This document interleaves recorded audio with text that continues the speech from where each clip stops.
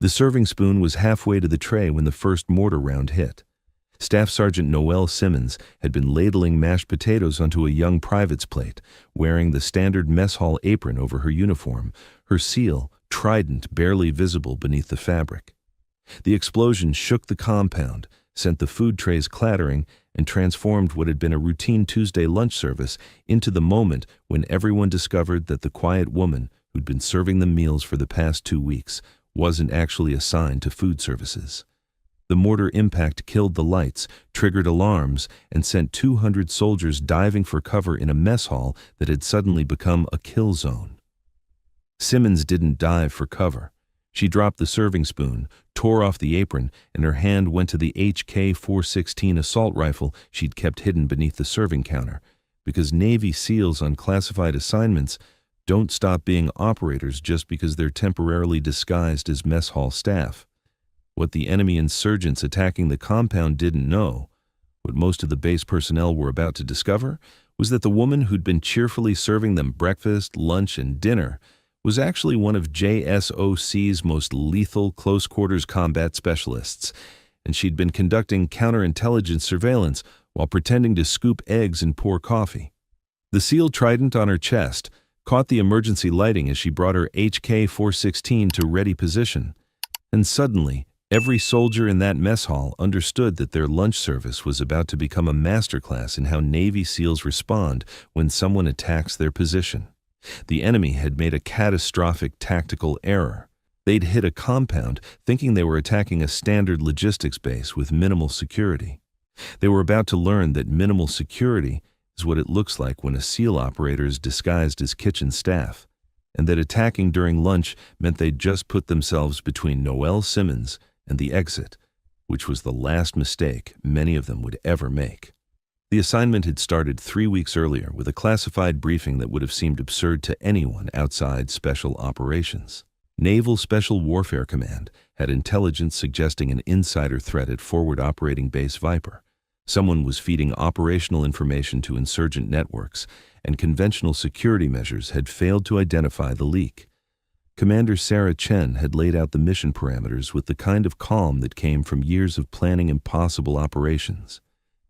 We need someone who can observe the entire base population, who has legitimate access to common areas, who can interact with everyone from privates to colonels without raising suspicion.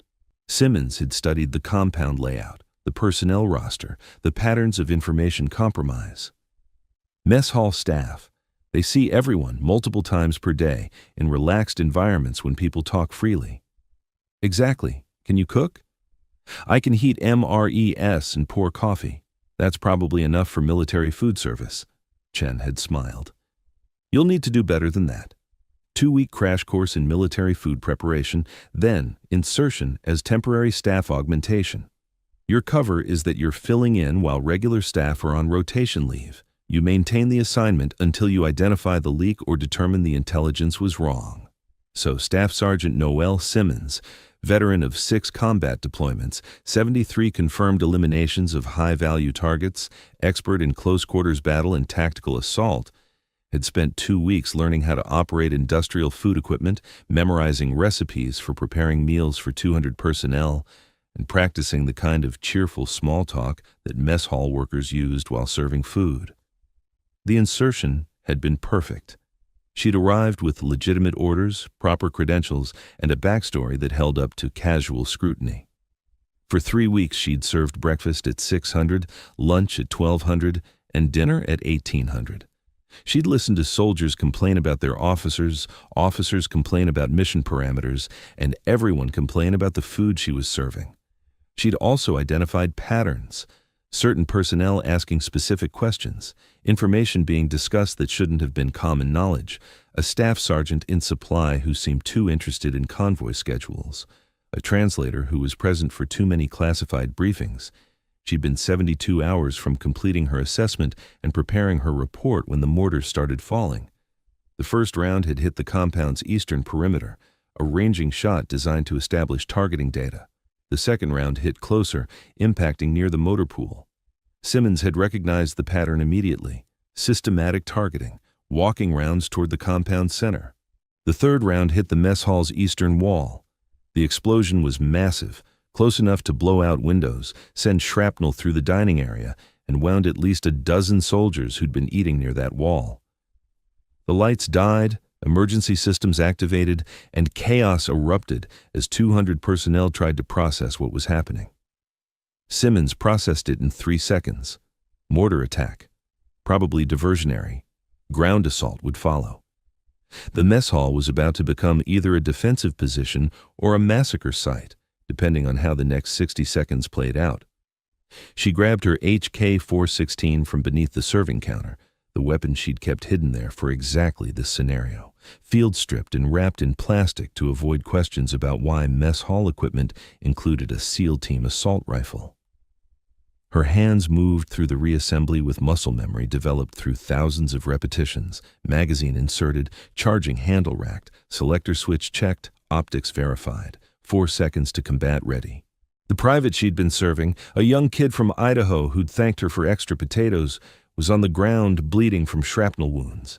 Simmons grabbed him, dragged him behind the serving counter where the stainless steel equipment provided some protection. "Stay down. Press this against the wound. You're going to be fine." She moved through the mess hall with purpose, her presence cutting through the panic.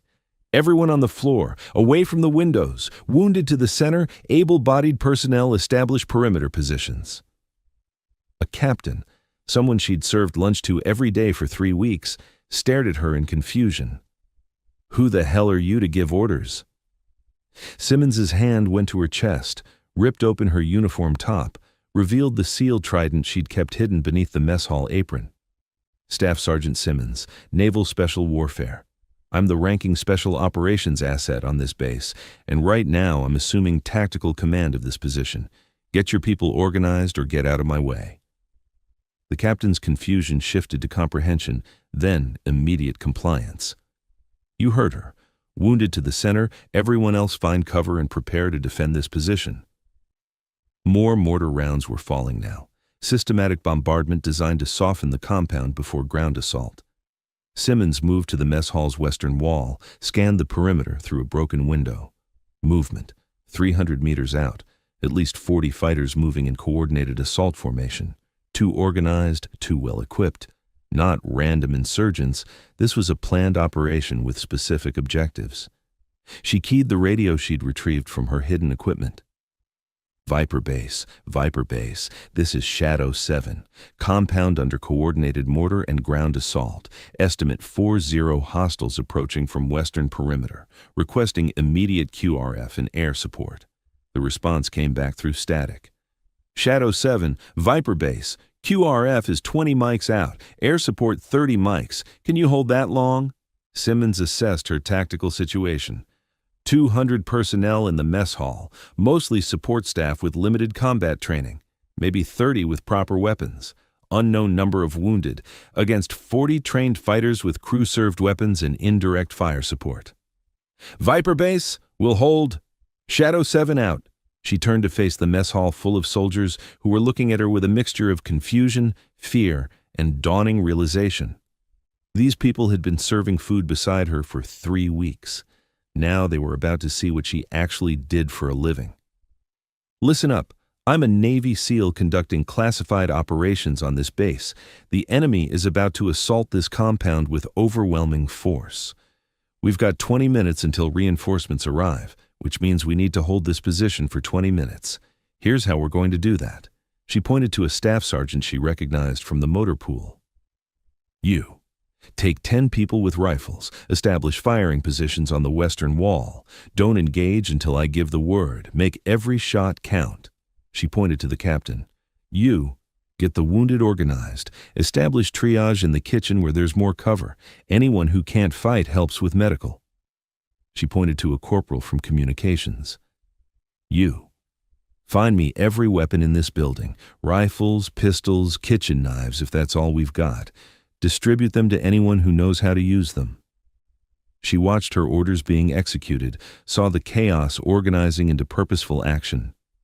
These weren't elite operators, but they were soldiers, and soldiers could fight if someone gave them direction and confidence. The enemy was 200 meters out now. Simmons could see them clearly through her HK-416's optics. organized into 3 assault elements, supporting each other's movement, using cover effectively. Professional fighters who knew what they were doing. She selected her first target, a fighter who appeared to be directing others, carrying a radio, positioned to coordinate the assault. 700 meters per second muzzle velocity, 150-meter range, minimal wind, no adjustment needed. She fired. The fighter dropped. His radio went silent mid-transmission. The effect on the enemy formation was immediate. Confusion, hesitation, fighters seeking cover as they realized someone was engaging them with precision fire. Simmons shifted targets. Second fighter trying to set up a machine gun. Double tap, center mass. The machine gun fell silent before it could fire a single round. Third fighter attempting to rally others, headshot. The rally attempt collapsed. Western wall, engage targets of opportunity, make them keep their heads down. Rifle fire erupted from the mess hall's western positions. Not the precision shooting Simmons was delivering, but volume of fire that made the enemy think twice about advancing. The attackers went to ground, began returning fire, and the battle transformed from an assault into a firefight, which gave Simmons exactly what she needed: time. She moved through the mess hall, directing fire, repositioning defenders, ensuring wounded were being treated. Her HK-416 spoke with controlled bursts whenever targets presented themselves. A fighter exposing himself to advance, another trying to flank, a third attempting to employ a rocket-propelled grenade. The enemy was discovering that attacking a logistics base was different when that base included a SEAL operator who'd been preparing for exactly this scenario since the day she'd arrived, disguised as kitchen staff. A massive explosion rocked the northern wall, RPG impact that blew a hole through the structure and sent defenders scrambling. Enemy fighters immediately tried to exploit the breach, rushing toward the opening. Simmons was already moving. She reached the breach in 6 seconds, positioned herself to cover the opening, and opened fire as the first fighter tried to enter. The HK-416 was a masterpiece of German engineering. Reliable, accurate, devastating in trained hands. Simmons's hands were very trained. The first fighter dropped. The second fell trying to enter. The third died before he could cross the threshold. "I need 3 rifles on this breach, now!" Soldiers responded, establishing a firing position that turned the hole in the wall into a kill zone rather than an entry point. The enemy's attempted exploitation failed, cost them 5 fighters, and made them reconsider their assault plan. But they weren't giving up. Simmons could see them regrouping, organizing for another push. They had numbers, they had heavy weapons, and they clearly had a specific objective. This wasn't a random attack, but a planned operation. A young specialist appeared at her shoulder, someone she recognized from serving him scrambled eggs every morning. "Ma'am, we've got movement on the eastern wall. Looks like they're trying to flank." Simmons sprinted to the eastern side, confirmed the flanking movement. 10 to 15 fighters attempting to use the mortar damage as cover for an approach from an unexpected direction. "Get me 5 rifles on the eastern wall. They're trying to flank." She established position, began engaging the flanking element. Her HK-416 had started with a 30-round magazine. She'd burned through 2 magazines engaging the western assault, was on her third dealing with the eastern flankers. But those weren't random shots. They were precise eliminations of specific threats. A fighter with a radio coordinating movement, another with an RPG that could devastate the mess hall's defensive positions, a third who appeared to be an experienced leader directing younger fighters. The flanking attempt faltered, broke, pulled back to regroup. "Ma'am," the communications corporal was running toward her. "QRF reports they're 15 minutes out. Can we hold that long?" Simmons assessed the situation. Ammunition was getting low. They had wounded who needed medical evacuation. The enemy had probably already committed most of their force, which meant the next assault would be their maximum effort. "We'll hold. We don't have a choice." The next assault came from 2 directions simultaneously, western wall and the northern breach, coordinated to split the defenders' attention and create exploitation opportunities. The enemy had learned from their previous attempts, was now employing better tactics. Simmons had to make a decision, split her attention covering both positions, or prioritize the greater threat. She chose the breach. If it was penetrated, the fight would collapse into close-quarters battle inside the mess hall where the defenders would lose their advantages. "Western wall! Pour fire into that assault element! Keep them suppressed!" She positioned herself at the northern breach, her HK-416 covering the approach. The enemy came at the opening with suppressive fire and momentum, trying to overwhelm the position through aggression. Simmons met aggression with precision. First fighter through the breach, double tap. Second fighter, headshot. Third, center mass. They kept coming, kept dying, and the breach became a choke point where tactical aggression met professional marksmanship and lost every exchange. Her HK-416 ran dry. She dropped the magazine, reloaded her last 30-round mag, continued engaging. 29 rounds left, 28, 27. "I need ammunition at the breach, now!" A corporal slid magazines across the floor. 5.56mm rounds scavenged from M4 carbines that were compatible with her HK-416. Not her preferred ammunition, but ammunition nonetheless. She reloaded, continued fighting. Behind her, she could hear soldiers following her example. The motor pool staff sergeant was directing fire on the western wall with surprising competence. The captain had organized medical triage and was treating wounded while simultaneously coordinating defensive positions. The young specialist who'd alerted her to the flanking movement was now covering the eastern approach with methodical rifle fire that kept enemy fighters pinned. These weren't special operations warriors, but they were becoming something more than support personnel.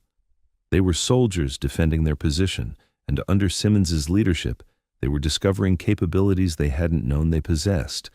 A massive explosion rocked the southern wall, a section of the mess hall that had been relatively quiet until now. Simmons pivoted, saw a new threat developing. A technical vehicle, a pickup truck with a heavy machine gun mounted in the bed, was maneuvering toward the compound, its crew-served weapon able to shred the mess hall's defensive positions if it achieved a good firing angle. "I've got the technical," Simmons shouted, sprinting toward the southern wall. She reached a firing position, assessed the moving target. The technical was 200 meters out, moving at approximately 40 kilometers per hour, driver and gunner visible in her optics. She led the target, compensated for movement and distance, and fired a controlled burst at the driver's position.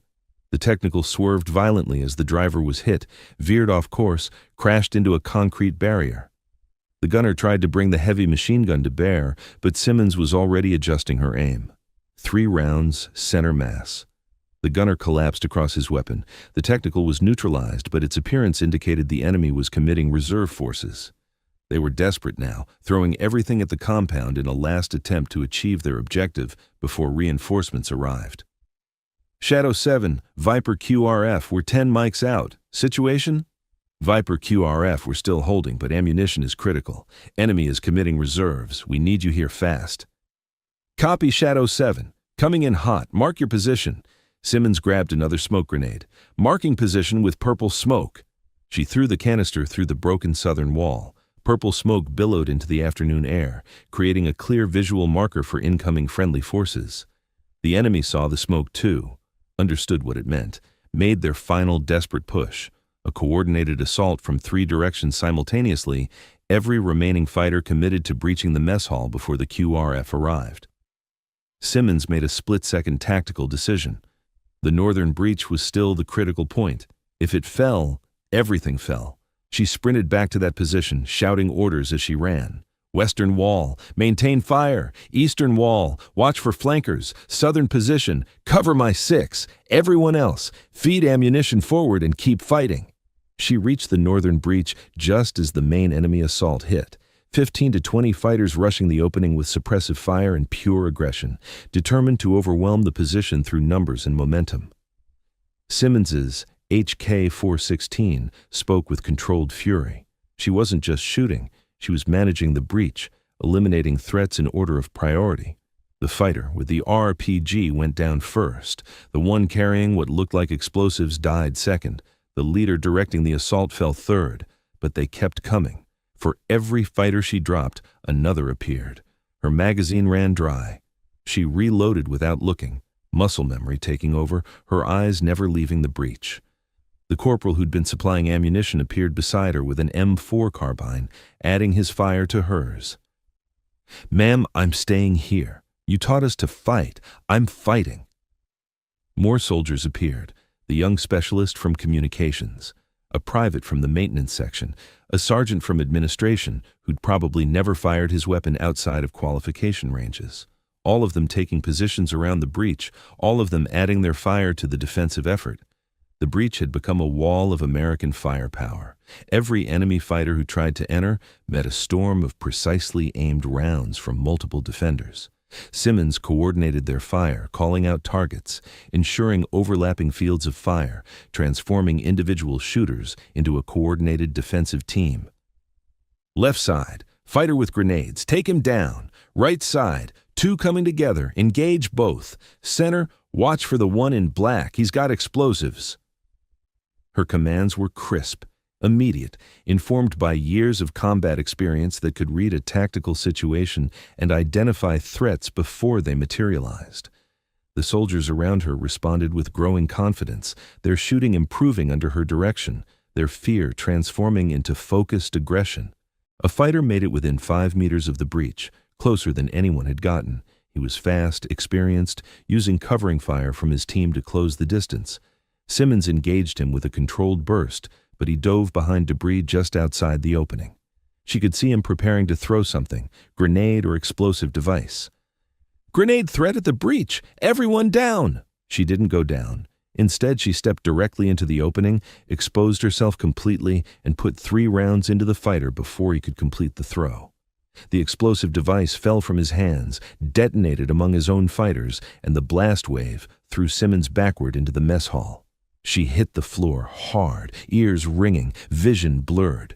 The specialist was immediately there, pulling her back from the breach, checking for wounds. "Ma'am, are you hit?" Simmons shook her head, clearing the concussion effects, assessing damage. Nothing broken, minor lacerations from debris, combat effective. She grabbed her HK-416, got back to her feet. "I'm fine. Back on the breach. They'll try to exploit the confusion." But the explosion had devastated the enemy assault element. Bodies littered the approach to the breach. The survivors were pulling back, their momentum broken, their casualties mounting beyond sustainable levels. The enemy assault broke against that determined resistance. Too many casualties, too little progress, too many Americans refusing to quit. The fighters pulled back, regrouped, and in that moment of respite, Simmons heard the most beautiful sound of her military career. The distinctive rotor beat of Black Hawk helicopters inbound at speed. "QRF is here. Keep fighting. We're about to get reinforcements." The helicopters came in fast and aggressive. Door gunners opened fire on the retreating enemy positions, 7.62 millimeter machine guns raking the assault formations with devastating precision.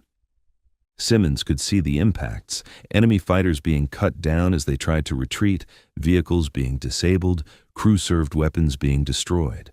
The enemy formation disintegrated under that withering fire, fighters scattering in all directions, the organized assault collapsing into individual survival attempts.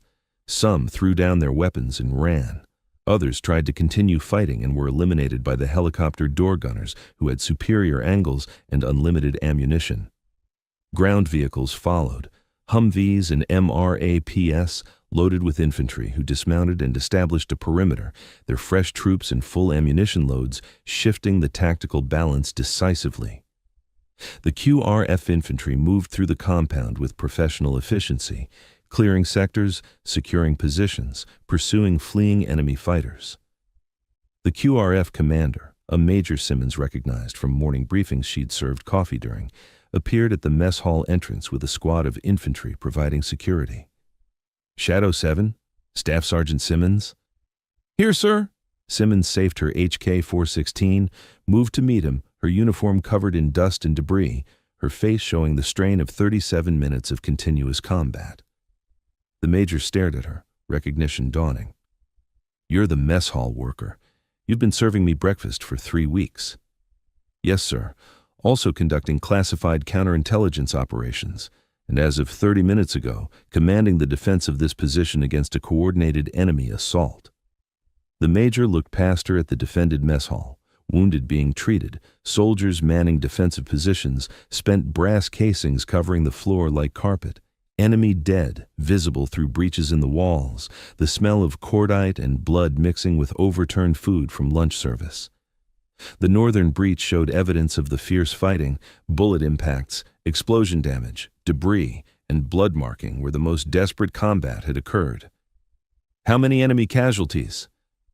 Approximately 40 KIA, unknown number wounded. We held the position against overwhelming numbers through superior tactics and soldiers who refused to quit. And your casualties? 14 wounded, 3 critical. 0 KIA. Every soldier who was alive when this started is still alive. The major's expression shifted from disbelief to professional respect. Staff Sergeant, that's extraordinary. Against those odds with this force composition, that shouldn't have been possible. It was possible because these soldiers fought like warriors when someone gave them leadership and confidence. They deserve the credit, sir. I just provided direction. The QRF secured the compound, pursued retreating enemy forces, and established a defensive perimeter that pushed out 500 meters from the mess hall. Medical evacuation helicopters arrived for the wounded, both American and enemy fighters who'd survived their injuries. The mess hall, bullet-scarred, partially destroyed, filled with evidence of desperate combat, became a scene of controlled chaos as reinforcements took over the security posture. Simmons finally allowed herself to lower her HK-416, to breathe normally, to process what had just happened. 37 minutes from first mortar impact to QRF arrival, 37 minutes of continuous combat command and precision shooting. 37 minutes that had transformed mess hall staff into combat veterans and turned a potential massacre into a successful defensive action.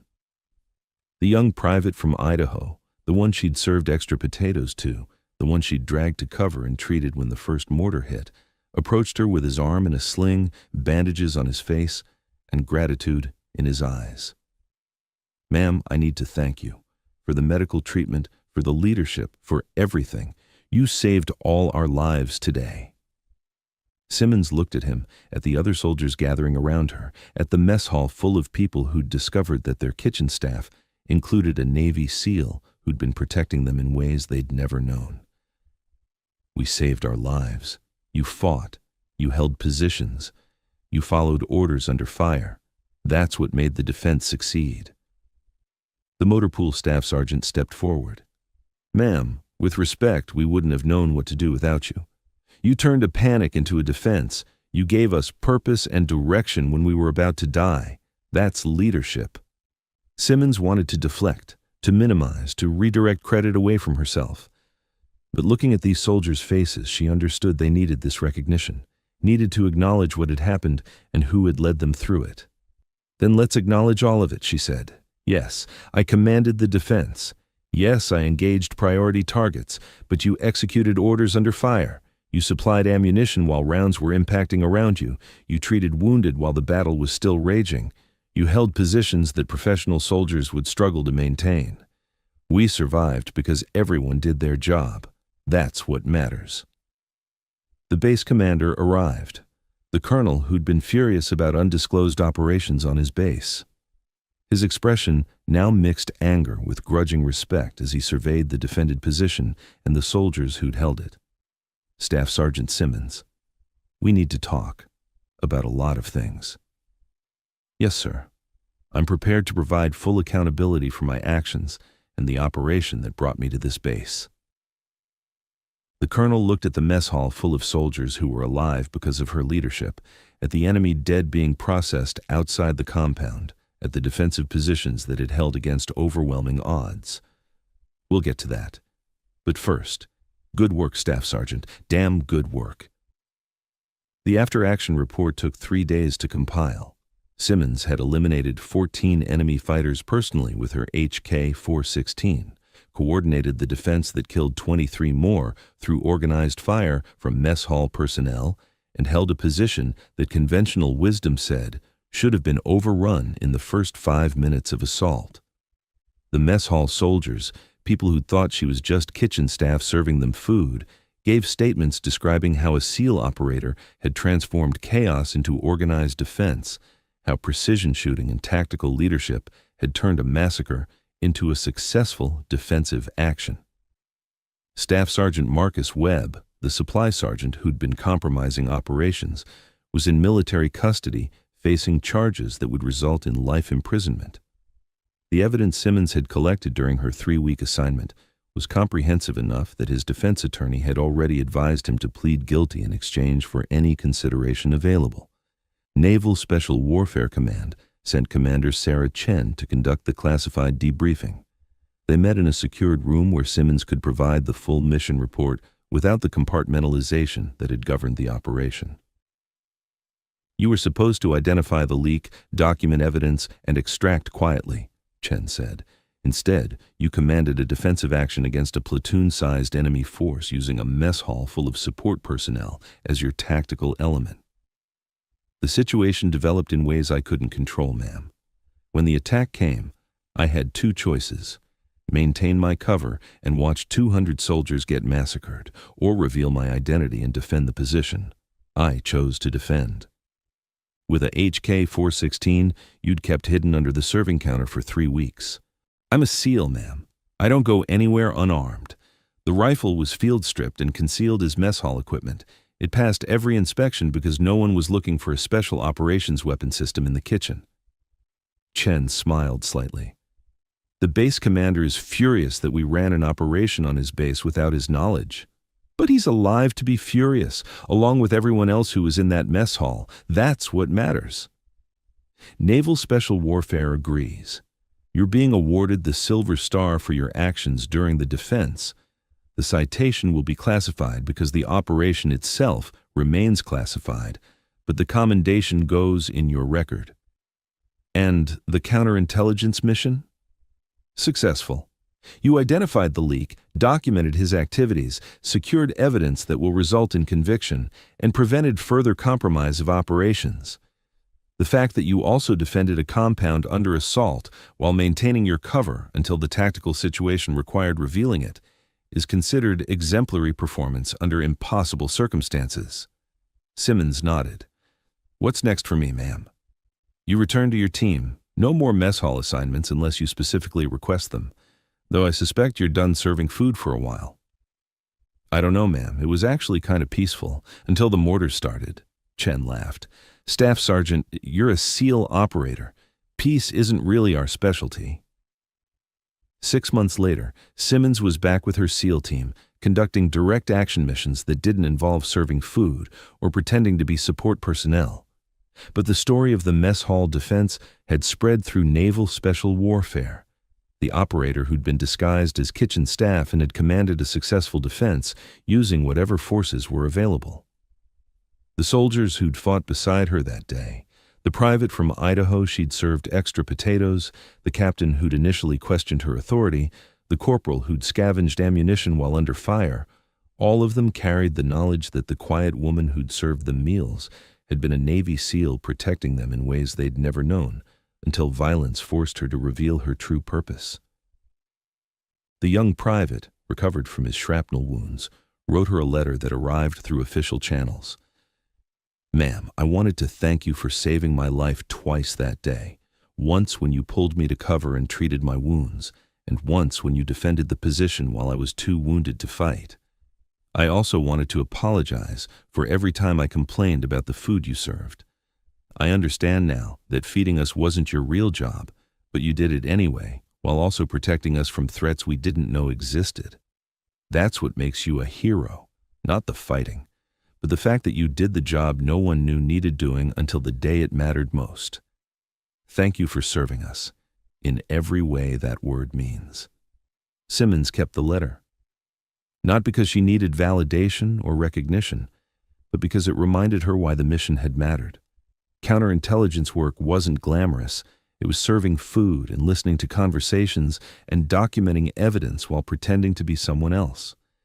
But when that unglamorous work prevented soldiers from dying in ambushes set up with compromised intelligence, it mattered as much as any direct action mission. The SEAL Trident on her chest had been hidden beneath mess hall aprons for 3 weeks, but it had always been there, representing what she was regardless of whatever cover she wore or role she played. The enemy had learned that lesson the hard way when they had attacked during lunch service and discovered that kitchen staff included a SEAL operator who'd been prepared for exactly that possibility. Years later, when Simmons had retired from active duty and was teaching tactics to new SEAL candidates, she used the mess hall defense as a case study in adaptive leadership and making decisions under impossible circumstances. "You won't always have perfect tactical situations," she'd tell them. "Sometimes you'll be outnumbered, under-equipped, and defending positions with personnel who aren't special operations qualified. Your job isn't to surrender to those limitations.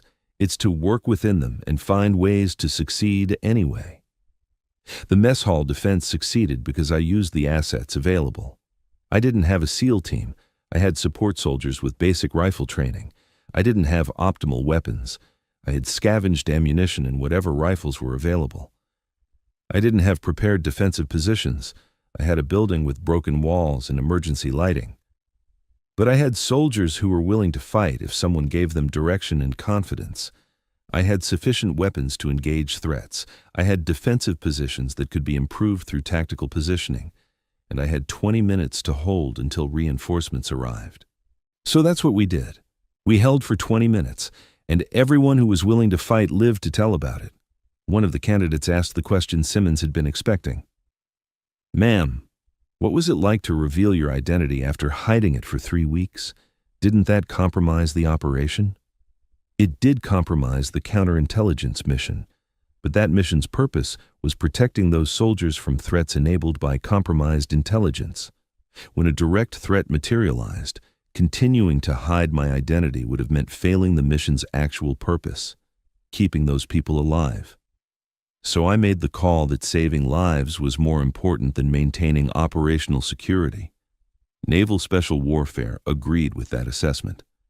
But I won't pretend the decision was easy. Every time you break cover, you're ending an operation that took weeks or months to establish. You make that trade when the situation requires it, not casually. Another candidate asked, "The report says you eliminated 14 enemy fighters personally. How did you maintain fire discipline while also commanding the defense?" By understanding that precision shooting and tactical command served the same purpose, controlling the battlefield.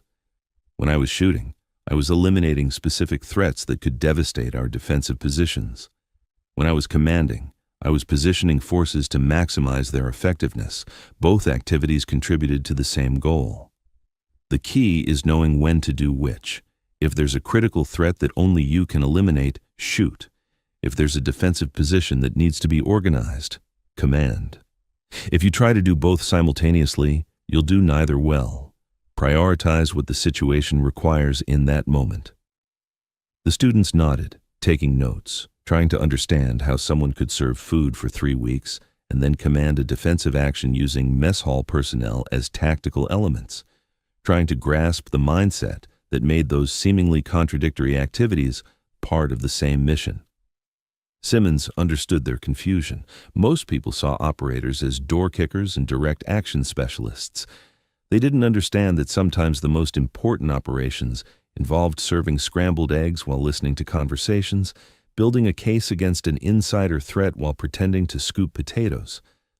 Until the day violence forced the operator to step forward and demonstrate that the SEAL Trident, hidden beneath a mess hall apron, was always there, always ready, always representing capabilities that would emerge when circumstances required. The mess hall had been repaired, the dead buried, the wounded recovered.